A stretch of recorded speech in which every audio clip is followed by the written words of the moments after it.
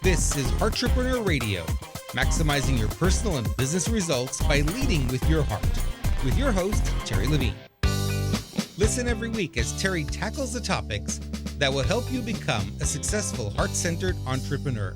Be sure to read the blog posts at www.heartrepreneur.com/blog. Come back often and add this show to your favorite RSS feed or subscribe in iTunes. You can also follow Terri on Twitter at MentorTerri and on Facebook.com/Heartrepreneur Terri Levine. And now here's Terri. Hello and welcome. It's Terri Levine, Heartrepreneur Radio, Heartrepreneur TV. It's great to have you with us. And we are sending out to you heartfelt thanks and appreciation for joining us here at Heartrepreneur Radio and TV. Our goal here is really to bring people to you that you might not know and that perhaps we didn't know and we're getting to meet as well. And to really find out who else is out there who can help you grow your business, grow your life, grow your health, grow your wellness, and to do it all with heart. So again, thanks for joining us. And I know you'll enjoy my guest today as well. I have with me Timothy Clark, and he is the founder and the CEO of LeaderFactor. And that is a global leadership consulting, training, and assessment firm. He's worked with more than 150 CEOs and their teams. He earned a PhD from Oxford University in social science, and I am so excited to have him with us today. Welcome to the show, Tim. Thanks very much, Terri. Good to be with you.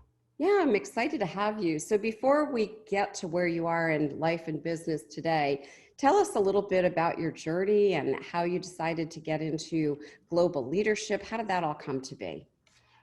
Well, I think it's probably an accident, right, Terri, which is the case for many of us, because there's no defined path for this. You can't go to school and say, I want to major in leadership development and then go do that. Exactly. So I think it was just, it was one turn after another. And I found that I really enjoyed helping others develop, and being trained as a researcher, I think that gave me a little bit of an advantage, because one of the difficulties that we have is taking research and theory and then converting it into practice. Because when you go to practice, you have to worry about what really works. So it's not philosophy anymore. It's about what really works. And I've really enjoyed that. And I really love to try to bridge the theory to practice gap. And so, yeah, I've been in this space for about 20 years, and I'm just so grateful for the chance to be able to work in this area and to help people. That's awesome. So how did you come up, out of curiosity, because I love the name LeaderFactor. How did you come up with that? I dig it so much. Well, thanks for asking the question. The reason is because leadership, I believe, is the most important applied discipline in the world. It's a factor in every decision and every outcome. And there's really no other discipline that can make that claim. And so it's really the factor of leadership that is responsible for outcomes, for results, for consequences, more than anything else. And that's why. So that's kind of the story behind the name. Makes a lot of sense. So in today's world, what do you think are the most challenging issues in being a leader?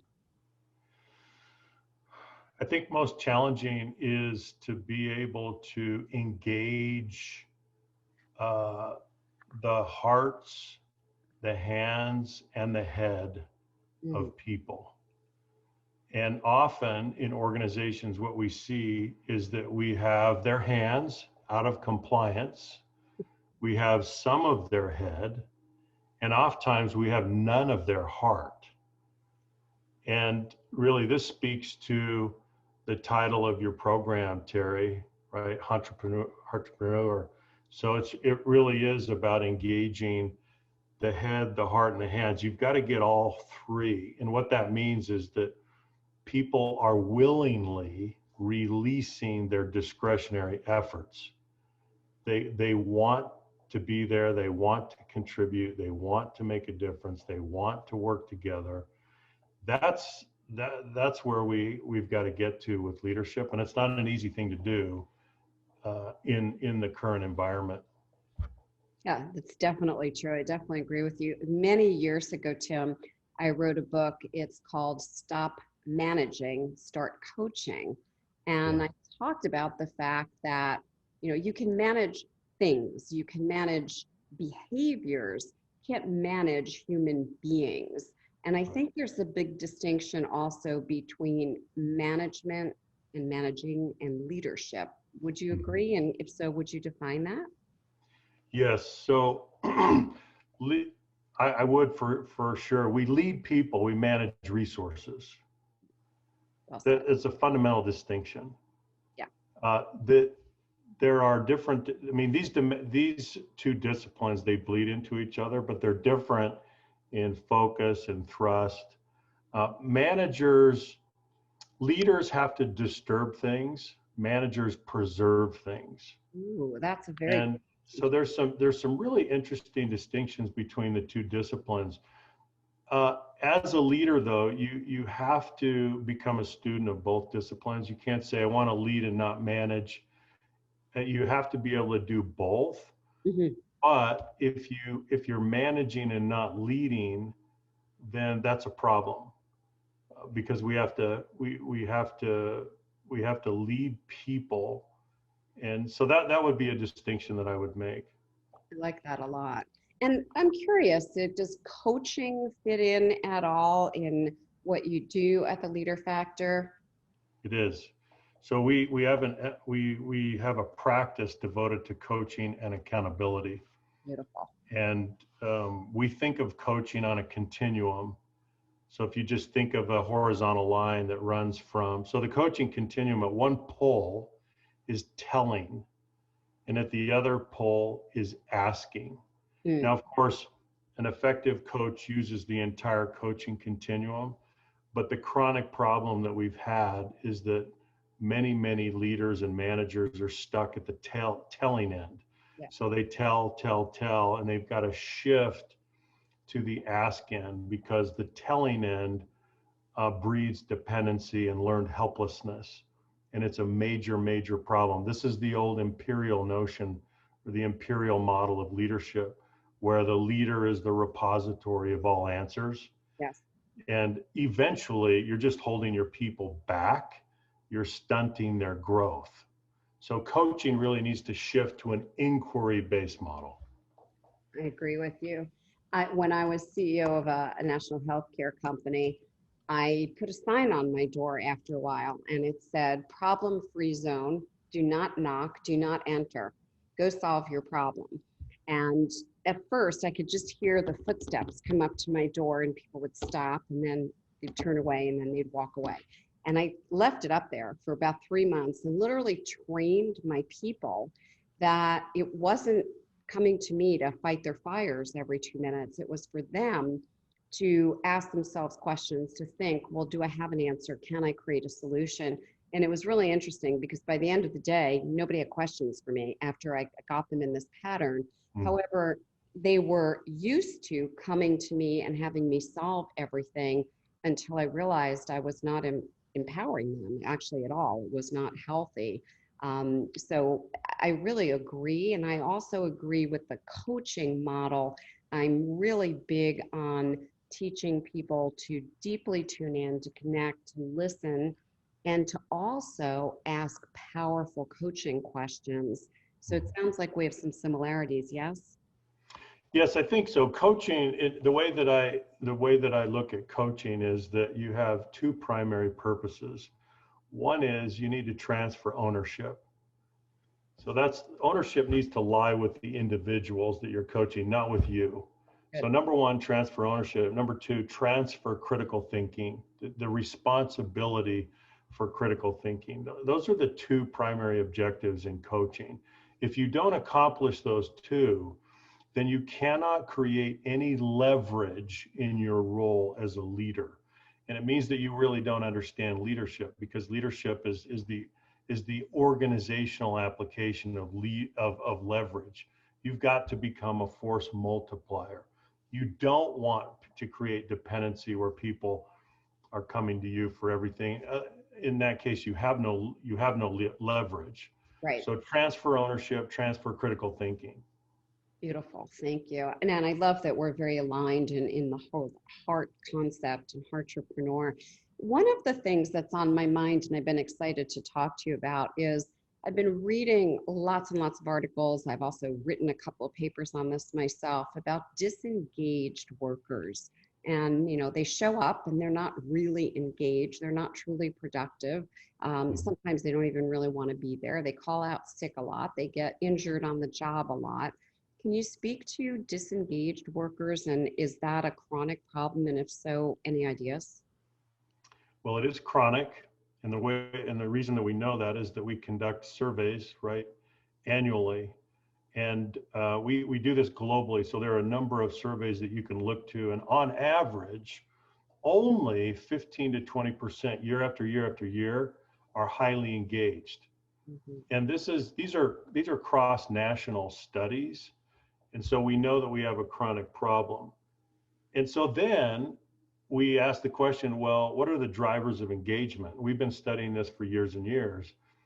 And there are several things, right? It's not one thing, there are several things, but we do know based on the research that the number one driver of engagement is the meaning and purpose that you find in the work itself. This intrinsic motivator is number one. Do you find meaning and purpose in the work itself? And so that's something that we need to focus on. There are other support drivers, but that's number one. So that tells you, right, Terri, that there are many people who are not finding a sense of intrinsic satisfaction and meaning and purpose in the work that they're doing. They don't have a deep why, and Right. they don't feel that they're making a difference. So we have to start there. Yeah, I agree. I left my job in corporate because I realized one day that, while I was effective, while my company really liked me and I was increasing productivity, it didn't speak to my why. And every single day I was forcing myself to go through the motions.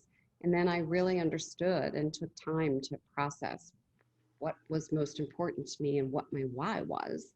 And that's when I left and I started, in the coaching and consulting industry. And it's made all the difference. Like, I can't wait to wake up in the morning and to be with client family members and to chat with people like you.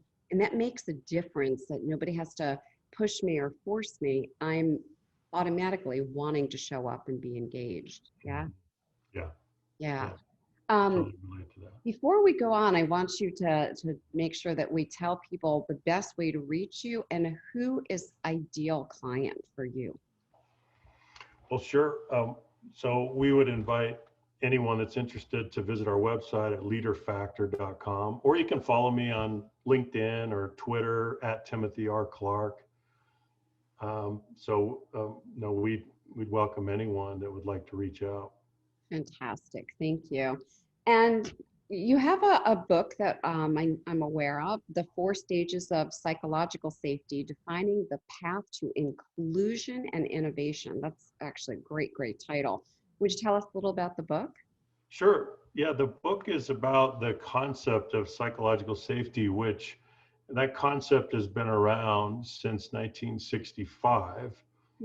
But what I've been studying organizational culture since my graduate work at Oxford, and what I've realized is that we needed to excavate this concept even more. We've needed to understand it better. And so in the book, I show that based on research, it moves through a progression of stages. The psychological safety is a very simple concept. So I can actually define it in 5 words. It means an environment of rewarded vulnerability. So that means if you're an employee and you engage in acts of vulnerability, which could be as simple as asking a question or asking for help or giving feedback or stating your opinion or even up to and including challenging the status quo, you're not going to get punished for that. You're not going to be marginalized or embarrassed for that, but rather you're actually going to be rewarded for that. That's what psychological safety is. It's an environment where you're rewarded for that vulnerability.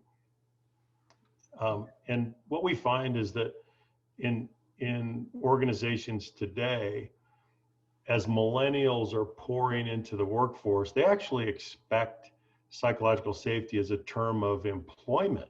They actually expect it.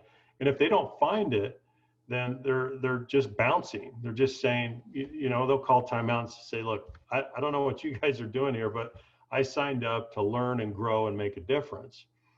And so really, the way that I look at it, Terri, 2020, this new decade, is the decade of culture. It's the decade of people. And we're seeing that. We do global survey research on this topic, and we're seeing a universal demand for environments, work environments where people can thrive this way, where they have psychological safety. Wow. I've read a lot about innovation. I've done some presentations on innovation, and I really hadn't read much on psychological safety. So you piqued my curiosity. Is now like a new thing that I want to really understand and investigate. How does that apply to a virtual workforce, right? So like in my company, we've been virtual for 26 years. Most of my employees I never met, and I may never meet. They're all over the world. How does that work in terms of virtual and remote? Well, I think it makes it a little bit more challenging, right? Me too. So I think the first thing that I would say is that we have found that what employees do in organizations, rather, whether we are co-located physically in the same place, yep, or whether we're distributed and it's a virtual team, we do four main things in organizations. Number one, we connect. Number two, we learn. Number three, we contribute. And number four, we challenge to make things better. So whether we're co-located or virtual, we're still going to do the same four things. Yep. It just makes it more difficult in some ways, particularly with the first thing of connecting and feeling included, feeling accepted, feeling a sense of belonging. So I think to your question, Terri, I think it's a little bit more difficult, maybe a lot more difficult, to maintain a sense of community, to maintain that unit cohesion and that sense of inclusion that people need as part of an organization, because we're not together. We don't have the benefit of a full sensory face-to-face experience, right? Which is very revitalizing, right? When we're together as human beings. So if we don't have that, we've got to try to compensate for that. And I think that's what we're learning. We're learning a lot about how to maintain that sense of belonging and that sense of inclusion when we're not together, right? So I'll give you one tip or one global best practice that we have learned from the research, and that is the pattern of your communication. And so for your viewers and your listeners out there, they may find this interesting. It's a simple pattern, but it makes a huge difference. A pattern of frequent, brief communication, frequent and brief, is far more effective than a pattern of infrequent, long communication. It's the short, frequent touch points that maintain that continuity and that sense of belonging. So that's just one thing that we have learned that is very, very clear. I really thank you for that tip. And, some of the people have been on my team forever, 20 years more. And while we haven't met, we use a lot of ways to communicate and touch each other all day. We use a Slack work group. We use the Marco Polo app and have video conversations. We have a daily stand-up meeting on Zoom. And so there is this, for us anyway, there is this ability where we do feel like a team, and we do feel included. And it's really important when you're virtual and when you're working in that way, in my experience, to really make sure that people do feel connected. They do feel that heart-to-heart connection, and they do feel included as being a valued member of the team, and wanting to show up every day engaged. Does that make Yeah. sense?